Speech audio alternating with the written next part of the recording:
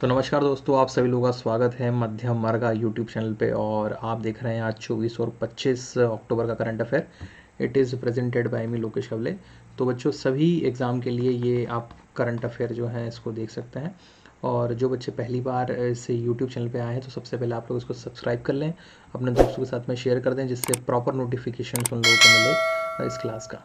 उसके अलावा अगर इसकी पीडीएफ नोट्स आप डाउनलोड करना चाहते हैं, बहुत सिंपल सा तरीका है। डिस्क्रिप्शन बॉक्स में आप लोगों को टेलीग्राम चैनल की लिंक मिल जाएगी, आप वहाँ से जाके उसको डाउनलोड कर सकते हैं। चलिए तो देखते हैं आज का मोटिवेशनल कोट आप लोगों के लिए क्या है। तो हर दिन हम लोग एक मोटिवेशनल कोट के साथ में जो है क्लास को स्टार्ट करते हैं। आज का मोटिवेशनल कोट है आप लोगों के लिए, you can do anything but not everything. तो हम सभी लोगों को अपने जीवन में जो है सब कुछ करने का प्रयास जो है वो नहीं करना चाहिए। हम एनीथिंग मतलब कि हम कुछ भी कर सकते हैं, लेकिन हम सब कुछ करने की अगर सोचें तो ये थोड़ी सी गड़बड़ हो जाती है। तो जीवन में हमेशा याद रखें कि हम कर सकते हैं एनीथिंग, बट हम लोगों को एवरीथिंग करने की आवश्यकता या सब कुछ करने की आवश्यकता नहीं है। तो उम्मीद है कि आप लोगों को ये मोटिवेशनल कोट जो है वो भी पसंद आया होगा। उसके अलावा जैसे कि मैंने आप लोगों को बताया, रोज़ सुबह मॉर्निंग में क्लास होती है, आप लोग उसको देख सकते हैं। डेली क्लास है और आधे घंटे की क्लास होती है मात्र ये। चलिए, उसके अलावा एक फाइनेंशियल अवेयरनेस की सीरीज़ जो है वो मैं लेके आ रहा हूँ आप लोगों के लिए। नवंबर में आप लोगों के लिए लॉन्च हो जाएगी। फाइनेंशियल अवेयरनेस में कोई हम लोग यूपीएससी एमपीपीएससी की बात नहीं करेंगे, बहुत जनरल टॉपिक होंगे इसके अंदर। इन्वेस्टमेंट से रिलेटेड जो भी बच्चे इन्वेस्टमेंट करने की सोच रहे हैं तो उन लोगों को क्या क्या समस्या आती है इन्वेस्टमेंट में। उसके अलावा जो अर्निंग पर्सन है उनको कैसे इन्वेस्ट करना चाहिए, कहाँ पे इन्वेस्ट करना चाहिए, कहाँ पे नहीं करना चाहिए, ये सारी जानकारियाँ मैं आप लोगों को इस फाइनेंशियल अवेयरनेस सीरीज़ में दूंगा। बहुत आप लोगों को काम में आएगी। नवंबर में आप लोगों के लिए लाइव हो जाएगी रिकॉर्डेड फॉर्म में, जैसे आप ये देख रहे हैं वैसे बाकी क्लासेस भी आप लोगों को रिकॉर्डेड फॉर्म में अवेलेबल हो जाएंगी। उसके अलावा आप अनअकैडमी पर भी मुझसे पढ़ सकते हैं। रोज़ शाम को 7 बजे मैं क्लास लेता हूँ। अभी इंडियन आर्ट एंड कल्चर की क्लास चल रही है और इसके अंदर हम लोग जो है विश्व के जो मंदिर मस्जिद और जो दरगाह हैं उसको पढ़ रहे हैं, तो आप इसको भी पढ़ सकते हैं। चलिए, पहला क्वेश्चन आ रहा है आपकी स्क्रीन के ऊपर। ये वर्ल्ड जस्टिस प्रोजेक्ट के जो रूल ऑफ लॉ इंडेक्स हैं उसमें भारत का स्थान कौन सा रहा है आप लोगों को बताना है। 46वां, 32वां, 79वां या फिर 49वां। तो पहला क्वेश्चन है, तो मैं रूल आपको बता दूं। जैसे क्वेश्चन आया हो तो आप इसको यहाँ पे पॉज कर दें, 10 सेकंड दें अपने आप को, आप अपना जवाब दें और फिर इसको वापस से आप रिज्यूम कर सकते हैं।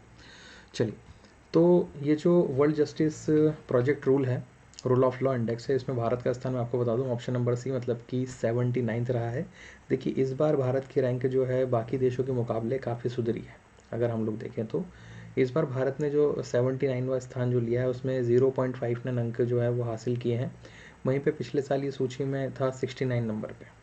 वहीं पे आप देखेंगे भारत की जो खुली सरकार वाले मामले वाली नीति है, इसमें 139 जो देश है उसमें 40वां स्थान जो है भारत का रहा है। और मौलिक अधिकारों के मामले में अगर हम लोग देखें तो 93 और सामाजिक न्याय के मामले में 110वें स्थान पर रहा है। वहीं पे आपराधिक न्याय जो है उसमें 86 स्थान पे। हमारे जो दोस्त यार हैं जैसे बांग्लादेश हैं वो 124 नंबर पे हैं। चीन जो है वो 0.47 अंकों के साथ में 98 नंबर पे आप लोगों को मिल जाएगा। नेपाल जो है 70 नंबर पे है और श्रीलंका जो है वो 76वें नंबर पे आप लोगों को मिल जाएगा। ठीक, तो भारत का स्थान जो है आप लोगों को याद रखना है सिर्फ। उसके बाद में यूरोपियन संघ के जो सखारो पुरस्कार है उसको किसने जीता आप लोगों को बताना है। 4 ऑप्शन आप लोगों के पास में, हिलेरी मैक्सॉन है, विनीति सोवियन है, एलेक्सी नवलिन है या फिर नन ऑफ दिस है। तो बहुत ही इंटरेस्टिंग अवार्ड है, मैं आप लोगों को बताता हूँ। इसको जो जीतने वाले हैं उनका जवाब है उनका नाम है एलेक्सी नवलिन। क्या खास है इसके अंदर, देखिए आप लोगों ने देखा होगा कि जो रशिया है, रशिया में अभी राष्ट्र प्रमुख हैं आपके कौन, पुतिन साहब। तो पुतिन साहब के खिलाफ जो भ्रष्टाचार के मामले हैं उनको ये सामने लेके आए थे, उजागर करके लेके आए थे। तो उनकी बहादुरी को सम्मानित देने के लिए जो है इनको ये अवार्ड दिया गया है। तो ये तो यूरोपियन संघ का जो सखारोव पुरस्कार है ना, ये एलेक्सी नवलिन ने जीता है। ये 45 वर्षीय हैं और जो व्लादिमीर पुतिन हैं उनके खिलाफ जो भ्रष्टाचार के मामले आए थे उन्होंने व्यक्तिगत रूप से इसको उठाया और व्यक्तिगत बहादुरी के लिए उनको ये अवार्ड भी दिया गया। यह पुरस्कार यूरोपियन संघ द्वारा संयुक्त मानव अधिकार जो है पुरस्कार है, जो कि मानव अधिकार की रक्षा और विचारों को स्वतंत्रता के लिए अपना जीवन समर्पित करने वाले व्यक्ति को दिया जाता है, इसलिए इनको ये पुरस्कार मिला है ना। एलेक्सी नवलिन, याद रखिएगा, नाम इंपॉर्टेंट है। अगर अभी तक आपको ये सेशन पसंद आ गया हो तो लाइक करना बनता है, लाइक कर दीजिएगा, अपने दोस्तों के साथ में इसको शेयर भी कर दीजिएगा। ठीक, लॉन्च पुस्तक, तो आप लोगों को पता पुस्तक लेखक से क्वेश्चन आते हैं। Veer Savarkar, the man who could have prevented partition. ठीक है, ये पुस्तक का विमोचन कहाँ हुआ है, किसने किया, आप लोगों को बताना है किसने की है लॉन्च पुस्तक। तो 4 ऑप्शन आप लोगों के पास में, आपको इसका सही जवाब देना है। मैंने आपको बताया पॉज करना है, फिर जवाब देना है और फिर बताना है आप लोगों को। तो इसका जो सही जवाब है वो है उदय महूकर और वीवा पंडित जो हैं, ये इसका सही जवाब हो जाएगा। दोनों संयुक्त रूप से इसको लिखी हुई है। इसका विमोचन जो है राजनाथ सिंह ने किया है। नई दिल्ली में जो रक्षा मंत्री हमारे राजनाथ सिंह, इन्होंने लेखक उदय महूरकर और जो चिरायु पंडित हैं, इनकी जो पुस्तक है Veer Savarkar the man who could have prevented partition का विमोचन उन्होंने किया। यह पुस्तक अम्बेडकर इंटरनेशनल सेंटर नई दिल्ली में लॉन्च की गई और इसमें जो वीर सावरकर जी हैं, है ना, उनके इतिहास और ऐतिहासिक पृष्ठभूमि के बारे में जो है जानकारी दी है। वहीं पर उनका जो योगदान है हमारे स्वतंत्रता संघर्ष में, उसको भी इन्होंने यहाँ पर बताया। तो इसका विमोचन हुआ, याद रखिएगा, राजनाथ सिंह हमारे रक्षा मंत्री हैं, उनके द्वारा किया गया है। चलिए नेक्स्ट क्वेश्चन है, इंडिया पोर्ट्स ग्लोबल लिमिटेड के नए एमडी के पद पे किसे नियुक्त कर दिया, आप लोगों को बताना है। 4 ऑप्शन आप लोगों के पास में, महेश देवराय, गोविंद कुलपति, फिर है विकास श्रीवास्तव या फिर आलोक मिश्रा। तो आप लोगों ने पहले भी न्यूज़ को सुना होगा और बिल्कुल सही जानकारी आपके दिमाग में आई है। जो अगर आई है तो वो है ऑप्शन नंबर डी, मतलब कि आलोक मिश्रा। अब ऐसा क्यों, ये देखिए, तो ये है आपका इंटरनेशनल पोर्ट ग्लोबल लिमिटेड और इसके नए प्रबंधक निदेशक के रूप में अभी जो कैप्टन आलोक मिश्रा है उनको नियुक्त किया गया है। इसके पहले वो जो गेटवे टर्मिनल हुआ करता था ना, उसको देखा करते थे, उसके नेतृत्व में प्रमुख रूप से कार्यरत थे। अभी आलोक मिश्रा जो हैं वो delivery company of India limited के जो CMD है हरजीत कौर, उनकी जगह ले लेंगे। तो याद रखिएगा, इंपॉर्टेंट है। जो बहुत ज़्यादा इंपॉर्टेंट होगा मैं खुद ही आप लोगों को मोस्ट इंपॉर्टेंट करवा दूंगा हर बार की तरह। किस राज्य ने, आप लोगों को बताना है कि मौसमी गुफा में जियोरिस नाम से आप देखेंगे एक माइमेंसिस नामक एक सूक्ष्म घोंघे की जो है प्रजाति की खोज की है। इंपॉर्टेंट क्वेश्चन है ये, साइंस एंड टेक के हिसाब से इंपॉर्टेंट मिलेगा आप लोगों को। तो मणिपुर, अरुणाचल प्रदेश, मेघालय या फिर नन ऑफ दिस। चलिए, तो इसका जो सही जवाब है वो है ऑप्शन नंबर सी, मतलब कि मेघालय। सबसे पहले मैं आपको इसकी तस्वीर दिखा देता हूँ तो थोड़ी बहुत आप लोगों को बात समझ में आ जाएगी। इसको बोला जाता है माउसमाई खाव। एक्चुअल में एक प्रकार का आप बोल सकते हो ये एक जीव होता है, सूक्ष्म घोंघे के रूप में इसको जाना गया। प्रजाति की खोज जो है अभी खांसी हिल्स जो है ना, गारो खांसी जयंतिया, जो मैंने ज्योग्राफी में आप लोगों को पढ़ाया हुआ है, तो जो खांसी हिल्स है वहाँ पर मिली। और खांसी हिल्स आप लोग जानते हैं कहाँ पर है, मेघालय में। इसके अलावा आप लोगों को पता है कि मेघालय दुनिया का एकमात्र स्थान है जहाँ पर सबसे ज़्यादा वर्षा होती है, मौसिनराम मेघालय में, अगर आपको याद हो तो ये नई प्रजाति यहीं से खोजी गई है और वो भी खांसी हिल्स में, याद रखिएगा। वैज्ञानिकों का ऐसा मानना है कि इस प्रजाति की ये जो घोंघा आकार की जो हुई सबसे छोटी है। इसके पहले उन्होंने ऐसी कोई प्रजाति नहीं देखी, इस वजह से थोड़ी सी लाइमलाइट में है, याद रखिएगा। और इस घोंघे की खोज जो है बेंगलुरु स्थित Ashok trust for research and ecological and the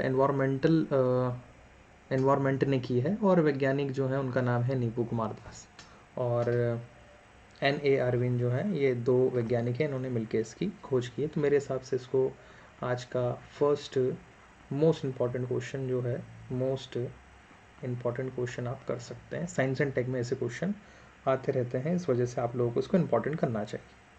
चलिए, तो अब नेक्स्ट क्वेश्चन है आपकी स्क्रीन के ऊपर, ये किस कंपनी ने इंडिया ग्रीन एनर्जी अवार्ड जो है हाल ही में जीत लिया है। आपका TVS motor, hero MotoCorp, Maruti Suzuki या फिर नन ऑफ दिस। तो ग्रीन एनर्जी मतलब कि जो कार्बन डाइऑक्साइड है वो कम से कम उत्सर्जित करते हैं इनके वाहन। उसके अलावा जो एनर्जी है ना, इन्होंने उसमें खपत जो होती है, जिसका कंजप्शन होता है, कंजप्शन लेवल को कम किया है। तो इन सभी चीज़ों को ध्यान में रखते हुए जो TVS मोटर है उसको इंडियन ग्रीन एनर्जी अवार्ड जो है उससे सम्मानित किया गया है। तो ऑप्शन नंबर ए जो है इसका क्या हो जाएगा, सही जवाब हो जाएगा। अब देखिए, तो TVS कंपनी को हाल ही में अवार्ड मिला, मैंने आपको बताया CO2 की मात्रा इन्होंने कम की है और वहीं पे आप देखेंगे कि जो कार्बन उत्सर्जन है वो भी इन लोगों ने कम किया है। वहीं पे आप देखेंगे TVS motor company federation of green energy द्वारा इंडियन ग्रीन एनर्जी अवार्ड 2020 को 30वें संस्करण में उत्कृष्ट अक्षय ऊर्जा उपयोगिता श्रेणी में मान्यता दी गई है। वहीं पे आप देखेंगे 2020-21 में TVS मोटर कंपनी ने जो अक्षय ऊर्जा है, जिसको हम लोग बोलते हैं कि जो कंजप्शन लेवल है, उसको इन्होंने क्या किया है, कम किया है और एक्सटेंसिव यूज़ जो होता है उसको बढ़ाया है। तो हम कई बार एक्सटेंसिव यूज़ करके चीज़ों को बनाते हैं, तो अभी वर्तमान में तो हम लोग एक्सटेंसिव यूज़ ही कर रहे हैं, ज़रूरत से ज़्यादा इस्तेमाल कर रहे हैं, लेकिन उससे वस्तुएं भी बना रहे हैं, ऐसा मतलब। अगला है वन प्लस कंपनी के भारत के प्रमुख रूप से किसे नियुक्त किया गया है, आप लोगों को बताना है। तो अभी हाल ही में वन प्लस कंपनी जो भारत में कार्यरत है उसके प्रमुख जो हैं वो कौन बन गए। तो नवनीत नागरा, नागरा नहीं एक्चुअल में नागर है ना, यार इसको सुधार लीजिएगा, है ना, नागर है, या फिर महेश नागपाल हैं, कपिल देसाई, या फिर इनमें से कोई नहीं। चलिए, तो वैसे तो मैंने करेक्ट करवाया, उसी से आप लोग समझ गए होंगे। तो ऑप्शन नंबर ए जो है नवनीत नागर जो है इसका क्या हो जाएगा, सही जवाब हो जाएगा। तो ये वन प्लस कंपनी है, आप सभी लोग जानते हैं। तो स्मार्टफोन निर्माता कंपनी वन प्लस के नवनीत नागर को, है ना, नागरा को भारत के मुख्य कार्यपालक अधिकारी और भारतीय परिसंचालन क्षेत्र में काम करने के लिए जो है प्रमुख नियुक्त कर दिया है कंपनी ने। इसके पहले आप लोग देखेंगे उपाध्यक्ष थे और मुख्य रणनीति अधिकारी के रूप में भी यहाँ पर कार्य कर चुके हैं।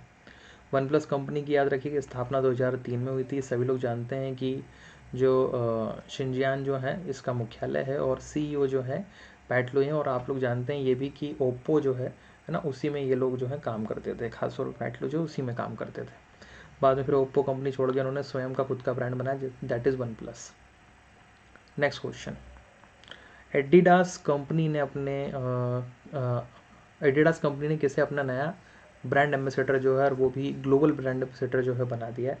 आज का सेकंड मोस्ट इम्पॉर्टेंट क्वेश्चन आप लोगों को करना है इसका, ठीक है। Who has been appointed as its global ambassador by the Adidas company. तो इसका जो सही जवाब है वो है दीपिका पादुकोण। तो दीपिका पादुकोण जो है उनको ग्लोबल एम्बेसडर बना दिया है एडिडास ने। तो अब आपको ये ऐड करती हुई नजर आएंगी बहुत जल्दी। तो एडिडास कंपनी ने भारतीय अभिनेत्री दीपिका पादुकोण को अपना ब्रांड एम्बेसडर, वैश्विक एम्बेसडर के रूप में घोषित कर दिया है। वहीं पे दीपिका पादुकोण जल्द ही एडिडास कंपनी के द्वारा एथलीट और फिटनेस से संबंधित जो उनके ऐड होते हैं, जो लॉन्चेस हैं, उसमें दिखाई देने लगेंगी। ये कंपनी के जो चेयरमैन है उनका नाम है कैस्पर रोस्टेड और स्थापना जो है 1949 में हुई थी। ठीक, सारे फैक्ट इंपॉर्टेंट हैं, काम के हैं, इनको याद रखिएगा।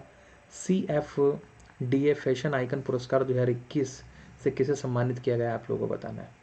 निकोलसी को, जेडाया को, विनोसी को, या फिर इनमें से कोई नहीं। तो हाल ही में CFDA फैशन आइकन अवार्ड जो है 2021 दिया गया है और इसको औपचारिक रूप से दिया जाएगा 10 नवंबर को। ठीक है, तो घोषणा इसकी हो गई है और इसको जीतने वाली हैं, उनका नाम है जेडाया। तो इनके लिए सबसे महत्वपूर्ण चीज़ ये है कि जेडाया ने इनको जीता तो है, ये है जेडाया जी, ठीक है, लेकिन ये जो आइकन अवार्ड मिला है इसको जीतने वाली सबसे कम उम्र की महिला बन गई, मात्र 25 वर्ष की है।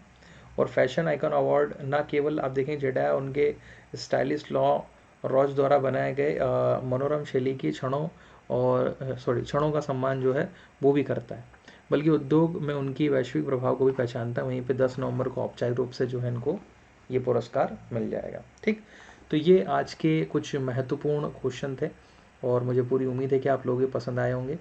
तो अगर आपको पसंद आया तो क्या करना है, सबसे पहले आप लोगों को इसको लाइक करना है, और अगर आपको ये पसंद नहीं भी आया है तो आप इसको डिसलाइक भी करें और मुझे कमेंट बॉक्स में ज़रूर बताएंगे सर हमें जो है इसके अंदर ये चीज़ पसंद नहीं आई, और मैं आपका वेलकम करूँगा। आप मुझे ये भी बताएं कि आप कौन सी चीज़ जो है उसमें ऐड ऑन करवाना चाहते हैं करंट अफेयर में। उसके अलावा अगर पसंद आया तो लाइक और शेयर तो आप लोगों को करना ही है ना। और कितने क्वेश्चन आप लोगों ने सही किए हैं वो मुझे कमेंट बॉक्स में ज़रूर बताइए। मैं अपने लेवल पे कोशिश करूँगा कि आप लोगों को पर्सनल रिप्लाई करूँ, और जो जल्दी मुझे कमेंट करके बताएगा मैं उसको सबसे पहले रिप्लाई करूँगा। ठीक है, उसके अलावा इसके नोट्स जो हैं वो मेरे टेलीग्राम चैनल के ऊपर अवेलेबल हैं। मैं इसमें नोट्स डालते रहता हूँ, ना केवल करंट अफेयर के, एग्ज़ाम पॉइंट ऑफ व्यू से जितने भी अदर सब्जेक्ट्स हैं उसके भी नोट्स यहाँ पर आप लोगों को मिल जाएंगे, और बीच बीच में सारी चीज़ें चलती रहेंगी। इसके अलावा और कौन सी चीज़ जो है आप नई इस यूट्यूब चैनल पर पढ़ना चाहते हैं आप मुझे ज़रूर बताइएगा, और मिलते हैं हम नेक्स्ट सेशन में। बहुत बहुत धन्यवाद आप लोगों का। पसंद आया तो लाइक, शेयर और सब्सक्राइब कर लें, बेल आइकन को ज़रूर दबाएं, उसी से आप लोगों को सबसे पहले नोटिफिकेशन मिलेगा। ठीक, चलिए, बहुत बहुत धन्यवाद। जय हिंद, जय भारत, थैंक यू।